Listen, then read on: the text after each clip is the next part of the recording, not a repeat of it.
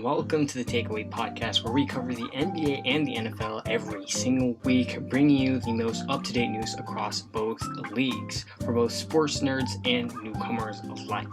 I'm your host, Jihan Lee, and today we will be covering my picks for the Yoboy Pizza Survivor Pool, my reactions to Week 1 of the NFL, and specifically we will be going in depth of the Denver Broncos and the Seattle Seahawks Week 1 game. So before we get into my Week 1 survival pool pick, let me explain what it exactly is. So if you are unaware of the YouTuber Yoboy Pizza, he is an NFL creator or NFL Madden creator, and he has a survival pool on YouTube, and it's basically where you pick a team every single week, but the catch is that if you pick a team, you cannot pick that team for the rest of the week. And every single time that team wins, then you get to move on to the next week. If your team loses, then you are eliminated. And I just wanted to kind of go in depth. Obviously, Week 1 is already finished, but I did make my pick beforehand. I just wanted to go through my thought process and how I made it, and then also going into my Week 2 pick. And hopefully we'll be seeing this go on and continue for maybe the rest of the entire NFL season, and hopefully we can get all the way to Week 18. But if not, we will just be able to see how far we are able to go. And I wanted to basically document my journey and how I kind of went about deciding who I wanted to pick. So Week 1 is kind of hard to pinpoint exactly which teams you should be picking.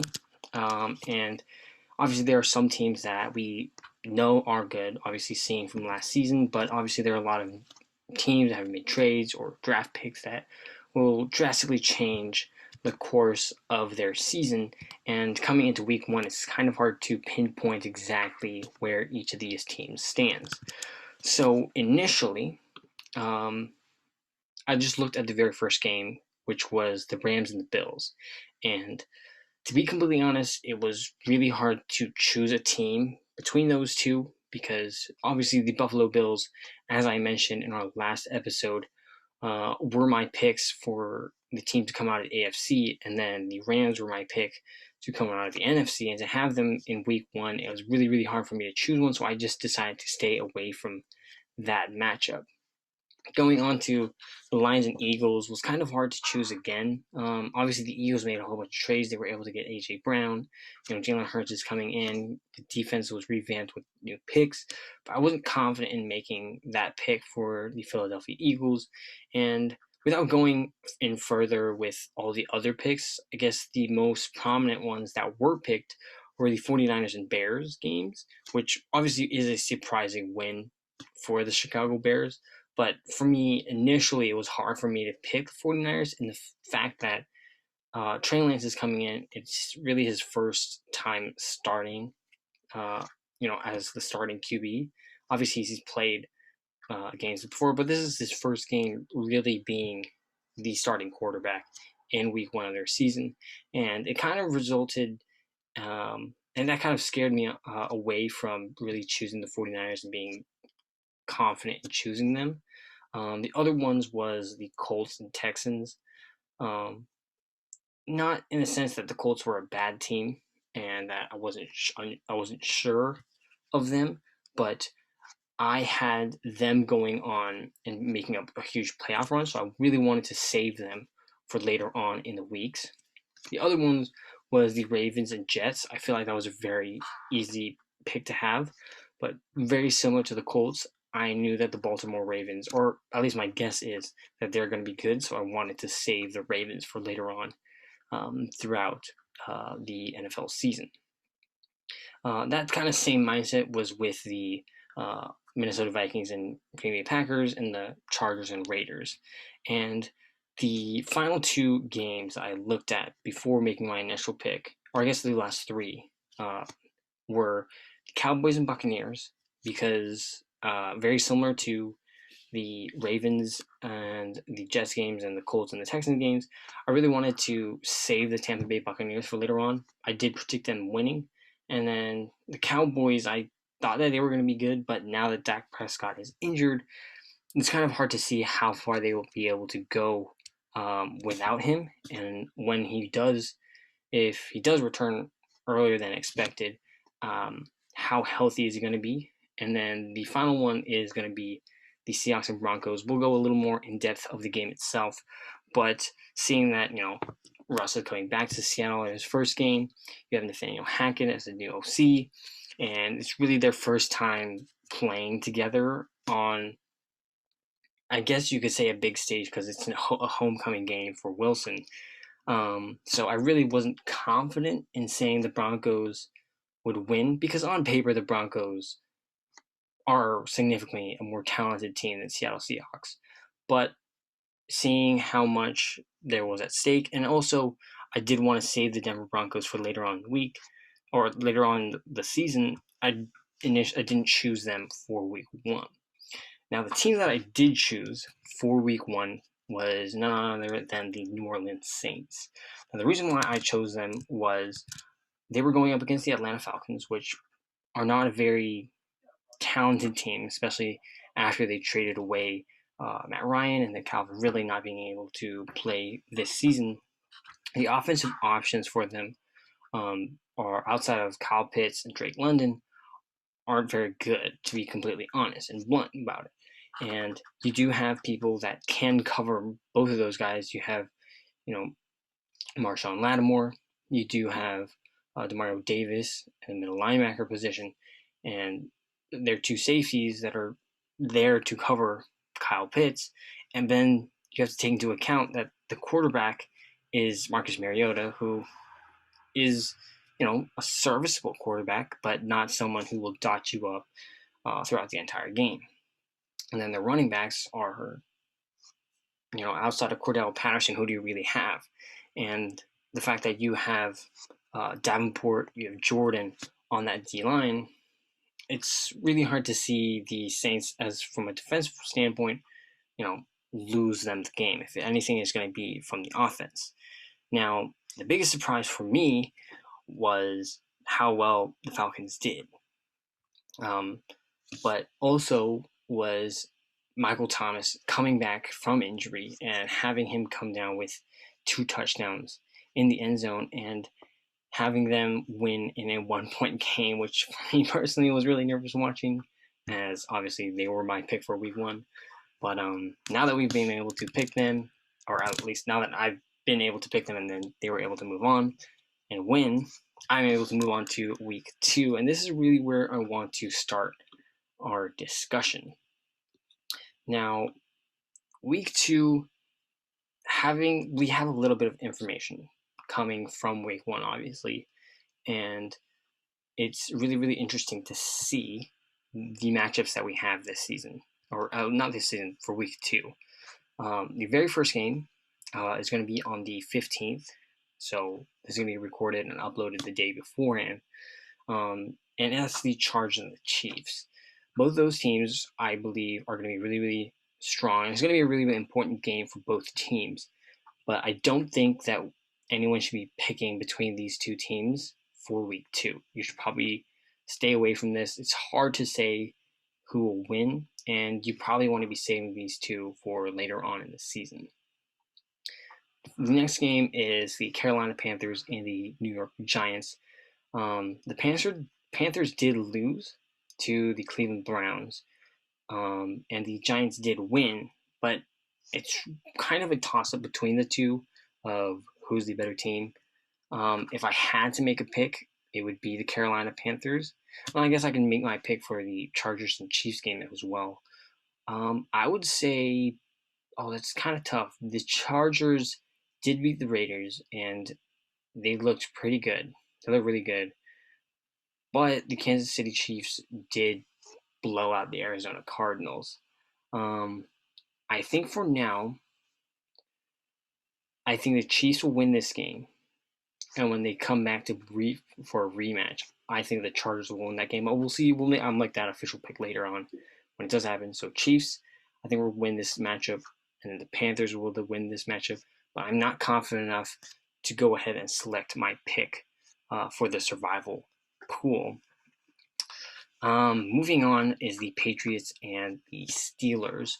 Now, Steelers barely came away with a win against the Cincinnati Bengals, so they look pretty good, obviously defensively. But now that they've lost T.J. Watt and Najee Harris with an ankle injury, it's hard to say that they will be able to. I'm not confident enough that they will be able to beat the Patriots. Like, I'm not saying that they won't, because I still do think that the Steelers will come away with a win.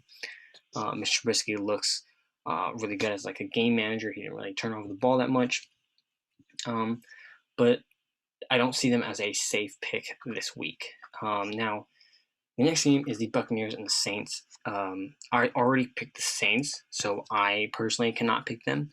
But it's hard to say for this one because on paper the Buccaneers have a better team, but the Saints have been beating Tom Brady when he's on the Buccaneers recently. So I think it is a toss-up. But if for those who haven't picked up the Saints, I would choose the Buccaneers over the Saints. Tom Brady I would assume he would want a revenge game against the Saints for all the times that he has lost to them.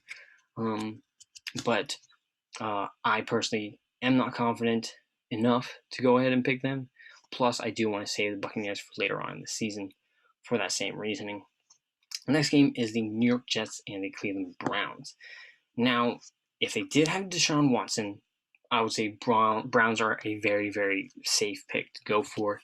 However, because they don't, and it is Jacoby Brissett, this is one of those games where it's really hard, where both the teams aren't necessarily good, and it's kind of a toss-up between the two. If I had to choose, I would say the Browns, because of the run game with Kareem Hunt and Nick Chubb, and you have Myles Garrett, Denzel Ward on the defensive end.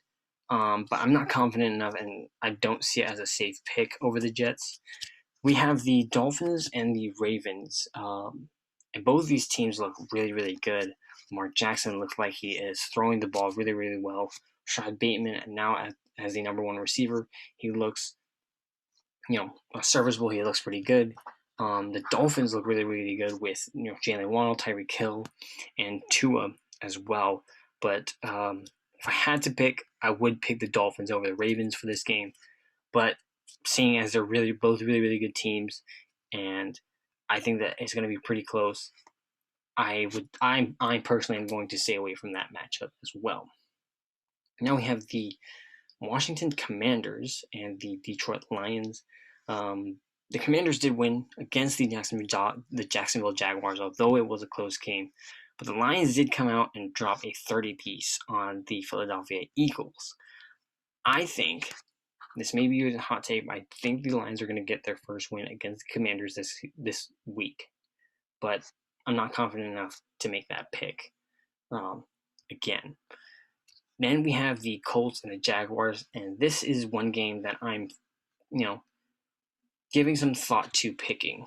The Colts look really, really good, aside from the field goal miss from Blankenship, and the Jaguars aren't some, world beaters. And the Colts, I am predicting to make the playoffs, and the Jaguars aren't, so I do see them winning. Plus, I do think the Colts want to get a revenge game for them losing to them last season and missing out on the playoffs. So I'm looking for this game. I do predict the Colts are winning, and this may be my pick, but let's go in depth with the other games as well. The next game is the Atlanta Falcons and the LA Rams. Normally, I would easily pick the LA Rams. I think no questions asked, you can go ahead and pick that as your pick. However, what concerns me is what we saw in week 1 against the Buffalo Bills. That can be a testament to how good the Buffalo Bills played against the Rams, but it also could be some of the problems that Matt Stafford may have in his elbow. And that does concern me in the sense that outside of Cooper Kupp, you don't really have any options. We did think, at least I did personally, that Allen Robinson would be able to step into that OBJ kind of role and give Stafford a second option, but he didn't really do much that first game against the Bills. So I'm not completely confident enough to go ahead and pick them against the Falcons. And so although I do have them winning, seeing what we did see in week 1, I'm not confident enough to go ahead and pick them for week 2. Moving on to the Seattle Seahawks and the San Francisco 49ers. I have the 49ers winning. However, Trey Lance looked kind of out of his element, to be completely honest. Although it was a rainy day, so we can obviously blame it on weather. But the Seahawks are coming off of a really, really, really big win for them. And the Niners off of a really bad loss. So both of these teams are coming in looking to win this game. And seeing as their division rivals, it's going to be a little bit more intense. But on paper, the 49ers are a much better team. So I do have them winning. But it is not confidently as I would hope to be. If it is Jimmy Garoppolo starting, then 100% I would be picking the 49ers. But with Trey Lance, I am kind of wary to pick them for week 2. Next is the Houston Texans and the Denver Broncos, and I think this is a pretty easy pick and before week 1. But after seeing them lose to the Seattle Seahawks, this could be a potential loss as well for the Broncos. Although I do have them winning, what we saw from week 1 can maybe, push away some people from picking them for this week 2 matchup. But I do think that the Broncos will win. They'll come together. They'll figure out what they did wrong. They would have beaten the Seattle Seahawks if not for 2 goal line fumbles, which we'll get into later on in the podcast. But I do have the Broncos winning that game. Now we have the Arizona Cardinals and the Las Vegas Raiders. The Cardinals looked really bad against the Kansas City Chiefs, to say the least. They were blown out completely. They weren't able to put an offense together. Without DeAndre Hopkins, obviously you don't have that elite receiver for Murray to throw to. And Devontae Adams is that number 1 receiver alongside Hunter Renfrow, Darren Waller on the offensive end. They look really, really good. So I do have the Las Vegas Raiders winning this matchup. And I think this can be a relatively safe pick as well. And then we have the Cincinnati Bengals and the Dallas Cowboys. With Dak Prescott's injury, I do think the Cincinnati Bengals can take this very, very easily. I think this can be a very safe pick for the survival pool as well. It just depends on which teams you want to save or which teams you did pick in week 1. And I think that also goes for the Chicago Bears and the Green Bay Packers. Although the Packers did not look very good offensively. The Bears, coming off of a really, really big win for them against the 49ers, I don't think no one outside of the Chicago Bears organization saw that win coming. So I do think that the Chicago Bears are going to be coming in with a little more confidence, with a little more moxie into this game. Obviously, we did see Aaron Rodgers say, "I still own you," and so we will really be able to see this matchup, this division rivals matchup. But I do have the Green Bay Packers winning this game, but it is not a very confident pick. Now to our final 2 teams, or final 2 matchups. We have the Tennessee Titans and the Buffalo Bills. Obviously, I have the Buffalo Bills coming out of the AFC, and I do have them winning this game as well. The Titans did lose a very, very close game to the Giants. So I don't think that they're like, a top, or a bottom 10 team. But they don't look the best right now. Some of the calls that were made, with the tight end handoff around the edge when you do have Derrick Henry, were questionable. But I just think all around the Buffalo Bills are a much better team, and I do think that they will beat the Tennessee Titans in week 2. Our final game is going to be the Minnesota Vikings and the Philadelphia Eagles, and this matchup is really surprising, honestly. Not in the sense that why these 2 teams are going to be playing each other, but in the fact that both of these 2 teams look pretty good after week 1. The Eagles offensively, now that they have A.J. Brown and Devonta Smith, and you have Miles Sanders and Jalen Hurts, it looks like they have an offensive identity where we're able to run the ball and we're able to throw the ball to A.J. Brown and the other receivers and have a defense that can compete in the NFL. And so it looks like the Philadelphia Eagles will make some noise in the NFC, and potentially, if Jalen Hurts can be a quarterback that can lead them, they can make a deep playoff run this season. Minnesota Vikings also, they look pretty good against the Green Bay Packers. They were able to hold them to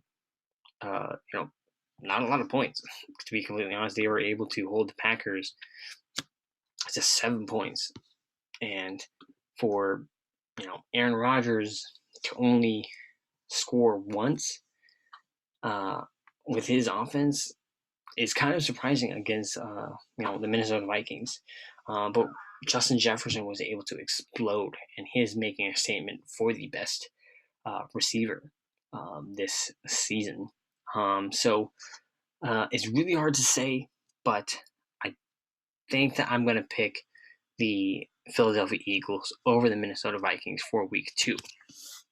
Now, for my official pick, obviously the picks aren't going to be locked in until the 18th. So I do have some time to change it. We can see maybe some injuries do occur during practice. Something's going to be announced. But I think for right now, I'm going to be picking the Las Vegas Raiders over the Arizona Cardinals for my week 2 pick.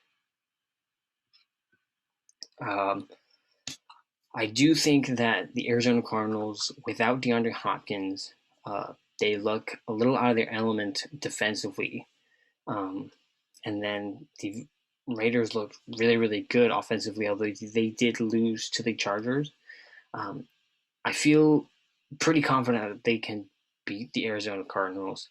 And I think it's going to be kind of hard for them to, at least in my view, for me to confidently pick them later on in the season.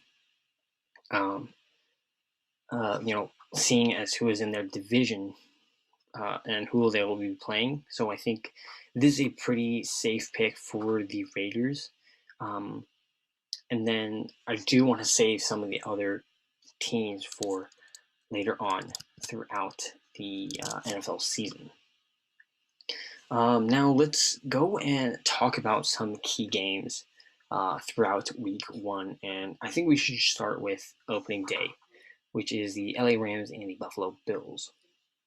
Now, these were 2 of, obviously, my Super Bowl picks. And the Buffalo Bills look really good. They still don't have Tre'Davious White, but they were still able to come out with their rookies, Kyer Elam, and although he did share snaps with the 6th round rookie, I'm blanking on his name right now, but they do look really good right now. Offensively, they're hitting on all cylinders. Gabriel Davis came out with the very first touchdown of the NFL season. And obviously, Stephon Diggs is coming out and really solidifying himself again as a top receiver in this league. So his name is Christian Benford, and he's the 6th round pick, the cornerback for the Buffalo Bills. So he was able to share time with Kyer Elam at that cornerback spot, and they did look pretty good as well. But I think the biggest, factor for their win is Von Miller. His leadership, his impact defensively on that game really showed, and that, Super Bowl experience that he is bringing to this team, I think will really help out not only the defense, but also with Josh Allen and the offense as well. And just giving a mindset for them from the beginning of the season, and having them beat obviously the Super Bowl champs in the LA Rams, I think gives them a lot of confidence to execute throughout the rest of this NFL season. As for the LA Rams, as I did mention before, Stafford looks like for him that the elbow injury is maybe debilitating him in some form, some way. Obviously, as a viewer, I can't pinpoint exactly what that problem is, but I think the biggest news would be that offensively, outside of Cooper Kupp, there isn't a lot of playmakers, not a lot of options for them. We obviously OBJ going out with an ACL injury was a problem, but I think the Rams saw Allen Robinson as that player for them, but he wasn't able to execute that game plan. Another thing that I did not see would be such a huge problem for the Rams is the loss of Andrew Whitworth, the left tackle. He was that leader. He was leader on that offensive line. To have him, leave, kind of, I think it did show. Well, obviously with the pressure, but for Matthew Stafford, but also in the sense that to lead that offensive line and to make calls and to just be a leader in that locker room, I think it just it shows a testament to what a leader Whitworth was for that team. And so I don't want to overreact to this week 1 game, but I do think that potentially the NFC could be open for another team to enter into that Super Bowl conversation, and I don't think that the LA Rams are a lock for that. Obviously, Super Bowl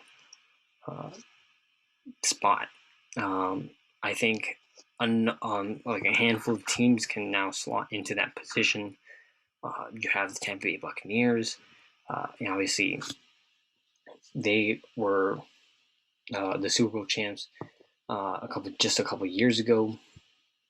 I think the Eagles potentially could make a run as well, and I think a dark horse pick could also be the Minnesota Vikings. That could, obviously, I don't see them winning, but throughout the season we'll be able to confirm that and see how well they do perform.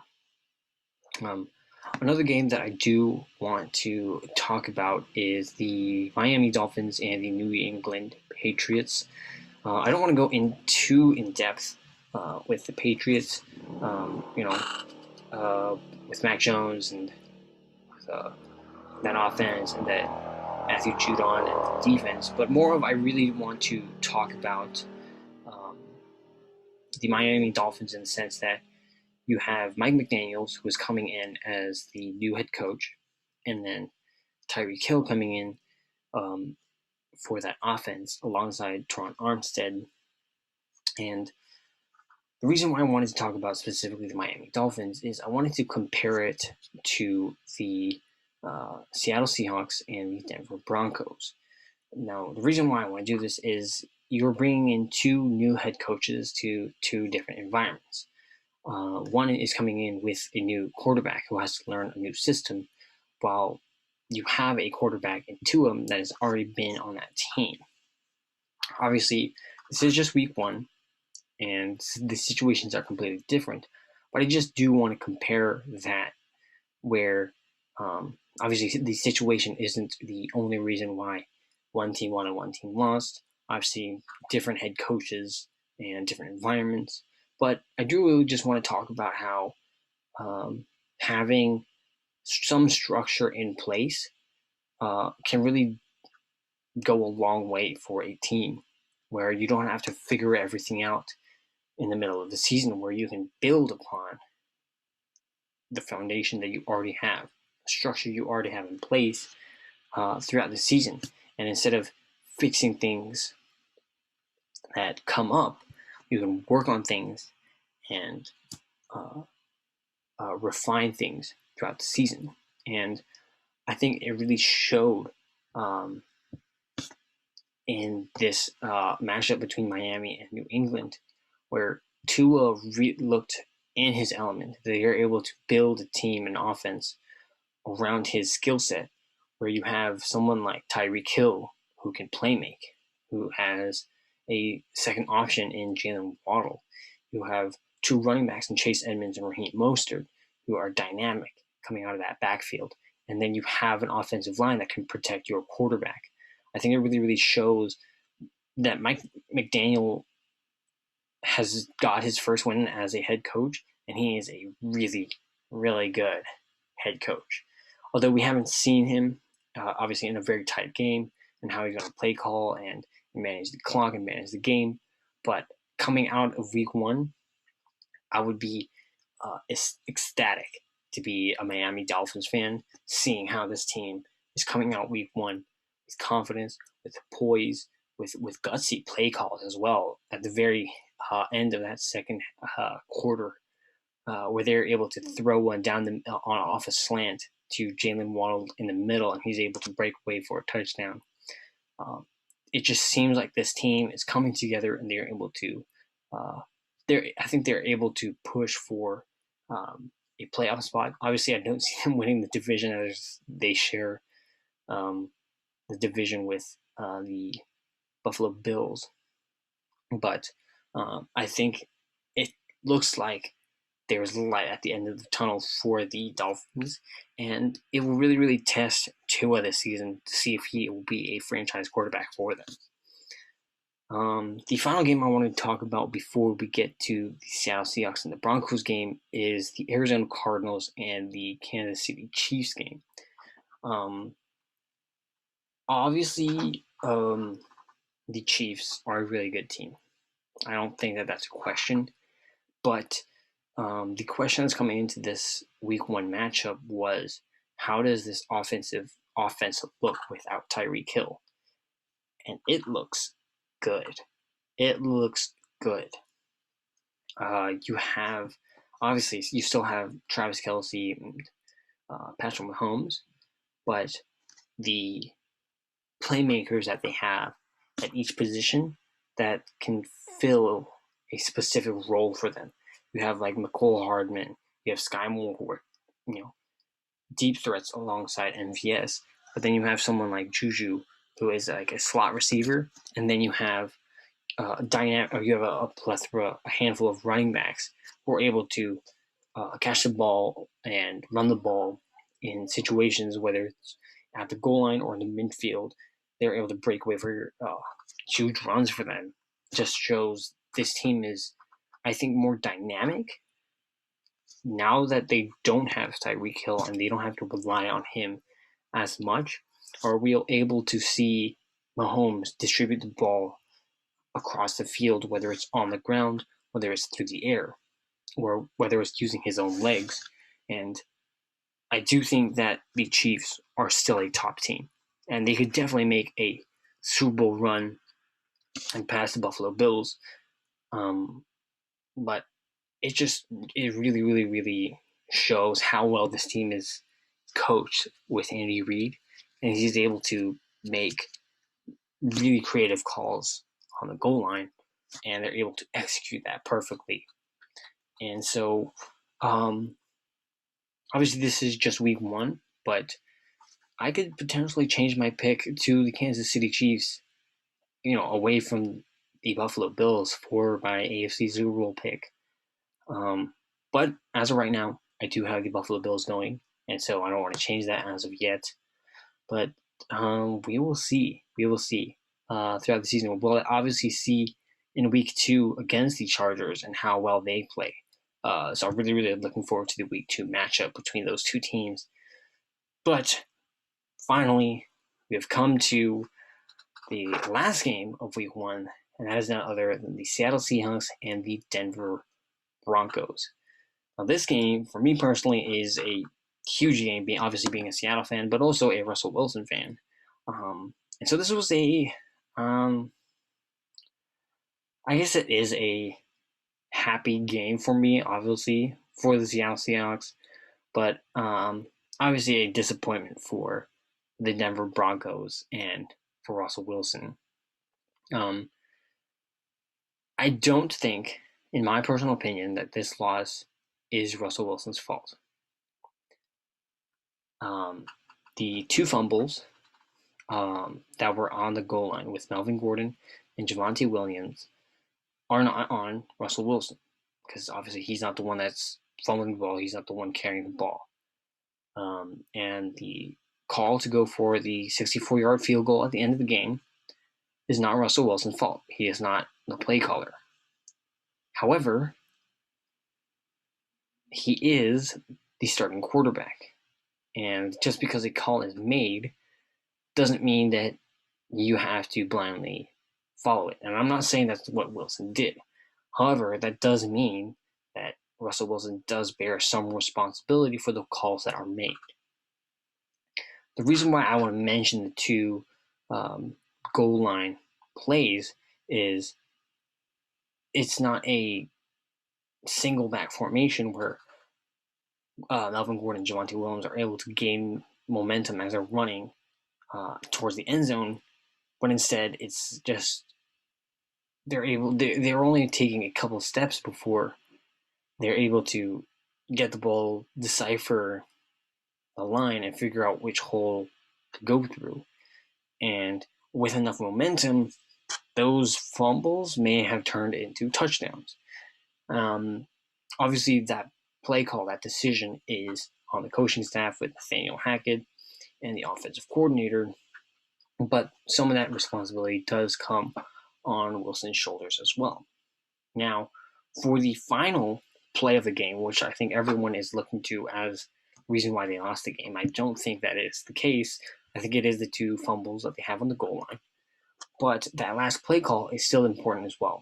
Even if you do have those fumbles, which are out of your control at that point, you still need to execute down the stretch, and you have 4th and 5.